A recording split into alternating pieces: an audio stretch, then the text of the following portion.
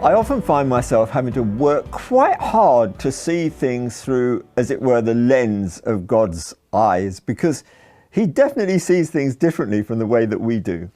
I sometimes think about the temple, when he said that the glory of the latter temple would be greater than the former. And you think, well, what could be greater than Solomon's temple? All of that incredible labor that went into it, all of the foreign gold and timber that was brought in, what could be greater than that?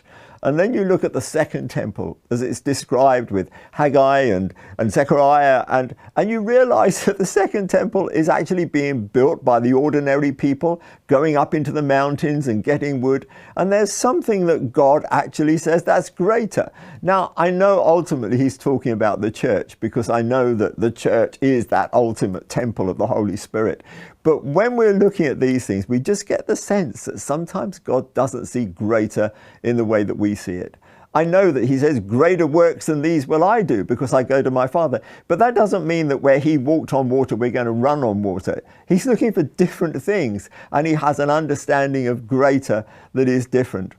And this goes right back. I mean, this is how Jesus viewed things, but his mother, when she was expecting him, sings that incredible song that actually contains these words that Luke records for us in his first chapter, where it says this in verse 50 and 51, "His mercy extends to those who fear him from generation to generation.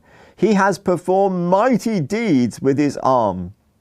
He has scattered those who are proud in their inmost thoughts." That makes me smile, because I would never have expected the top of the list of the mighty deeds that God does is to actually deal with the proud and the arrogant, scattering them. But that is a mighty deed, because that's our hope of salvation, that God is prepared to take the least and the lowest. He deals with us in our pride and brings us to humility. He scatters us when we're arrogant and brings us to a place where we can receive from him.